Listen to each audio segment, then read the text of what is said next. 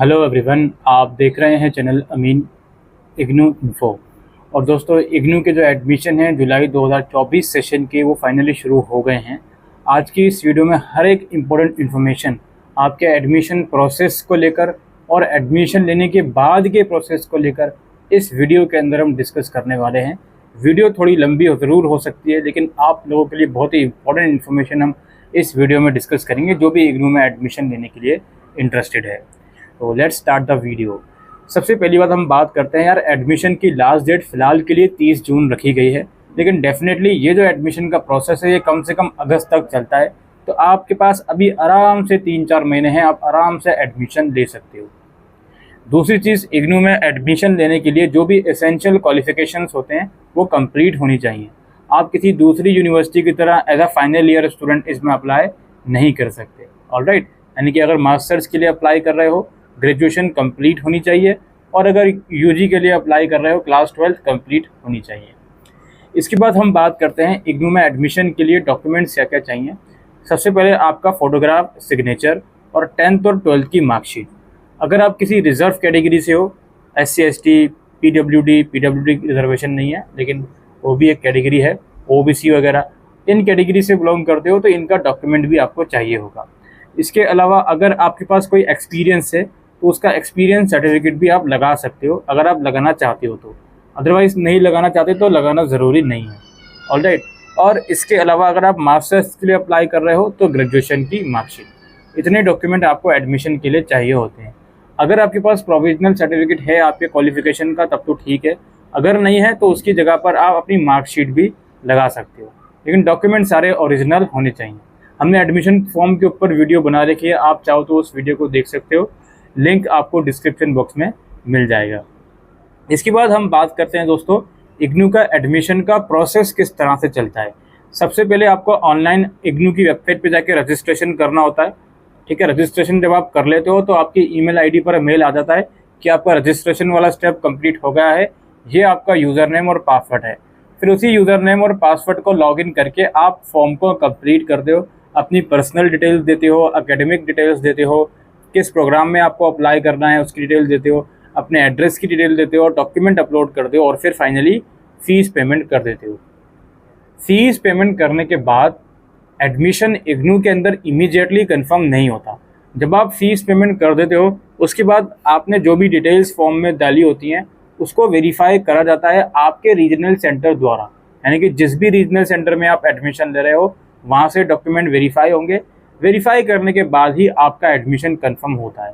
और जब आपका एडमिशन कंफर्म हो जाता है तो या तो आपको इग्नू की तरफ से ईमेल या SMS आ जाएगा, या फिर जो आपका एडमिशन पोर्टल है, जिस पोर्टल से आपने फॉर्म भरा है, फीस भरी है, उसी पोर्टल में आप चेक करते रहोगे तो वहाँ पर एडमिशन के सेक्शन के अंदर लिखा हुआ आ जाता है आपका एडमिशन कंफर्म हो गया है, और आप वहाँ से अपना ID कार्ड भी डाउनलोड कर सकते हो।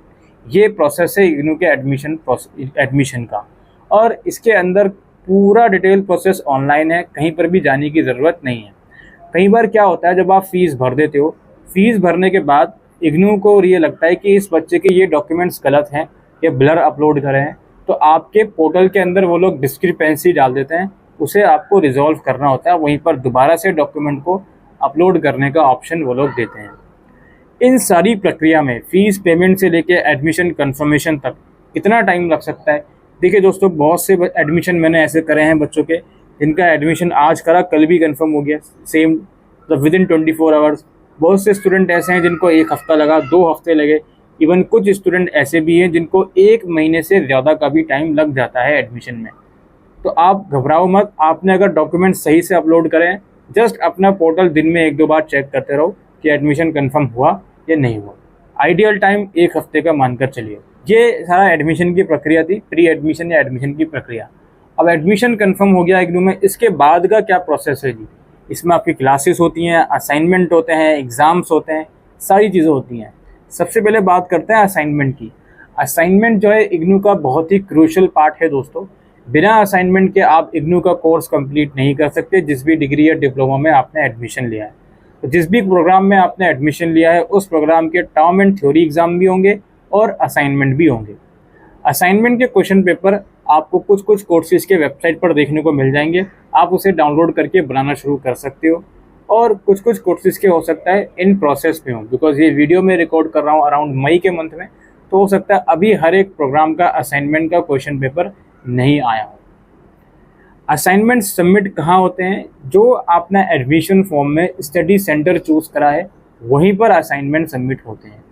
दोस्तों, इग्नू के अंदर जो प्रोग्राम में आपने एडमिशन लिया है, मैक्सिमम प्रोग्राम इसमें ऐसे होते हैं जो एनुअल बेस चलते हैं, और कुछ प्रोग्राम ऐसे होते हैं जो सेमेस्टर बेस चलते हैं। एनुअल बेस का मतलब है साल में एक बार एग्ज़ाम, साल में एक बार असाइनमेंट सबमिट करने हैं, और सेमेस्टर बेस का मतलब है साल में 2 बार एग्ज़ाम, साल में 2 बार असाइनमेंट सबमिट करने हैं। वो अलग बात है, बहुत से सेमेस्टर बेस वाले स्टूडेंट अपने प्रोग्राम को एनुअली चलाते हैं, यानी कि शुरू के दोनों सेमेस्टर एक साथ देते हैं, असाइनमेंट भी एक साथ सबमिट करते हैं। ये टोटली आपके कंफर्ट के ऊपर डिपेंड करता है। यहाँ पे दोस्तों काफ़ी बच्चे यूजी लेवल के भी बच्चे एडमिशन लेते हैं अंडर ग्रेजुएट प्रोग्राम में। इग्नू ने जनवरी 2024 सेशन में काफ़ी सारे नए अंडर ग्रेजुएट प्रोग्राम लॉन्च किए हैं, जिसमें आपका बैचलर ऑफ आर्ट्स का नाम चेंज कर दिया। पहले उसको BA जनरल बोला करते थे, अब उसको BAM bachelor in multi disciplinary बोला जाता है। इसी तरह से BSc जनरल का नाम चेंज कर दिया है, इसे अब BSc M बोला जाता है। BCom का नाम चेंज कर दिया है, इसे अब BCom F बोला जाता है। इसी तरीके से BA के अंदर बहुत सारे मेजर प्रोग्राम लॉन्च करे गए हैं, BA history major, BA economics major, BA pol science major, Hindi major, और इग्नू के अंदर कुछ BA ऑनर्स के भी प्रोग्राम है जो चलते आ रहे हैं पिछले 3-4 सालों से, जैसे BA honours history, BA honours pol science. एक बच्चा जो BA करना चाहता है उसके मन में सवाल ये आएगा कि सर मैं BA जनरल लूँ, यानी कि BA M लूँ, या BA ऑनर्स लूँ, या BA मेजर लूँ। देखो, अगर आपका माइंडसेट ये क्लियर है कि आपको एक सब्जेक्ट में ऑनर्स करना है सिर्फ, तब तो आप BA ऑनर्स की तरफ जाइए। अगर आपका माइंडसेट ऐसा है कि नहीं, मुझे BA के अंदर बहुत सारे सब्जेक्ट्स चाहिए, तब तो आप BA M की तरफ जाइए। और अगर आपका माइंडसेट बीच का है कि यार मेरे को एक सब्जेक्ट में इंटरेस्ट तो है, लेकिन यार इसके साथ साथ दूसरा सब्जेक्ट में पढ़ना चाहूँगा, तो आप BA मेजर की तरफ जाइए। BA इन मेजर अगर आप चूज़ करते हो किसी सब्जेक्ट का, तो उस कंडीशन में उस सब्जेक्ट के साथ साथ आप कोई दूसरा सब्जेक्ट भी साथ साथ चला सकते हो। और वहीं BA M के अंदर आपको 3 सब्जेक्ट ऑप्ट करने होते हैं, हिस्ट्री, पोल साइंस, इकोनॉमिक्स, अपने कंफर्ट के हिसाब से। ठीक है, इसी तरीके से BCom है, BCom वाले को तो सभी के सब्जेक्ट कॉमन रहते हैं। BSc M के अंदर भी आप UG लेवल पर 3 डिसिप्लिन चूज़ कर सकते हो। कुछ कुछ सब्जेक्ट में BSc ऑनर्स भी है, जैसे बायोकेमिस्ट्री में BSc ऑनर्स ऑफर किया जाता है। ठीक है, इसके अलावा इग्नू में BCA प्रोग्राम है जिसकी एलिजिबिलिटी क्लास 12th है। और इसके अलावा मास्टर्स लेवल की बात करें तो MCom है, MBA है, MA के काफ़ी सारे प्रोग्राम हैं।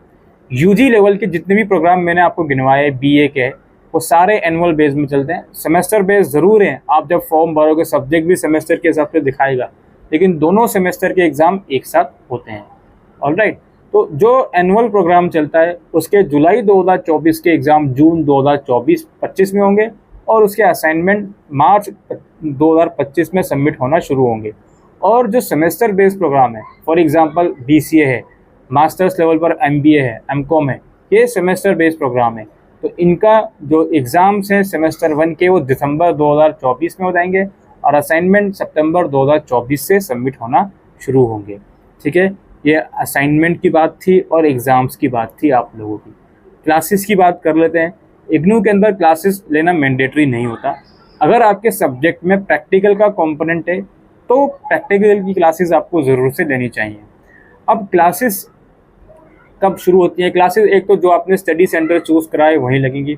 हो सकता है इनिशियल क्लासेस ऑनलाइन भी हो सकती हैं या ऑफलाइन भी हो सकती हैं, उसका शेड्यूल आपको ईमेल के थ्रू बताया जाएगा। अगर आपका जुलाई 2024 सेशन का एडमिशन है और वो एडमिशन किसी एनुअल बेस प्रोग्राम में है, एनुअल बेस से मेरा मतलब वो प्रोग्राम्स भी हैं जो बोले तो सेमेस्टर बेस में जाते हैं, लेकिन उनकी क्लासेस, एग्ज़ाम्स, असाइनमेंट सब कुछ एनुअली होता है। तो ऐसे प्रोग्राम का जुलाई सेशन की क्लासेस दिसंबर या जनवरी 2025 तक ही शुरू होती हैं, और जो सेमेस्टर बेस्ड प्रोग्राम है जिनके एग्ज़ाम दिसंबर में, उनकी क्लासेस मोस्ट लाइकली अक्टूबर तक शुरू हो जाएंगी। क्लासेस की जानकारी आप अपने रीजनल सेंटर की वेबसाइट से देख सकते हो। आपको ईमेल वगैरह आ सकता है जिसमें ग्रुप्स वगैरह में आपको ज्वाइन करने को कहा जाएगा, वो सारी इन्फॉर्मेशन आपको वहाँ पर मिलेगी।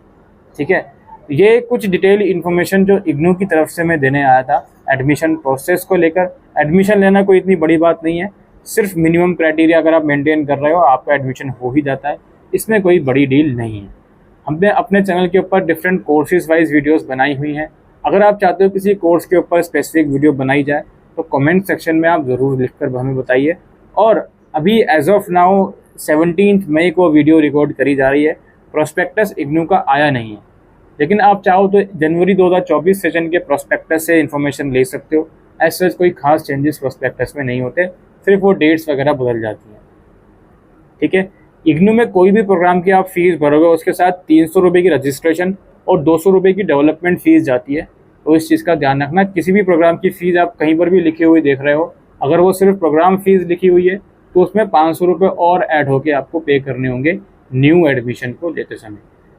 ठीक है, और मुझे लगता है फ़िलहाल के लिए इतनी इन्फॉर्मेशन आप लोगों के लिए काफ़ी है। इन्फॉर्मेशन मैं और भी दे सकता हूँ इसमें, री रजिस्ट्रेशन के बारे में, एग्ज़ाम फॉर्म के बारे में, उसकी इन्फॉर्मेशन बाद में दी जाएगी आने वाले टाइम में। ठीक है, तो आई होप आपको ये वीडियो यूज़फुल लगी हो, तो वीडियो को शेयर कीजिएगा। Thank you.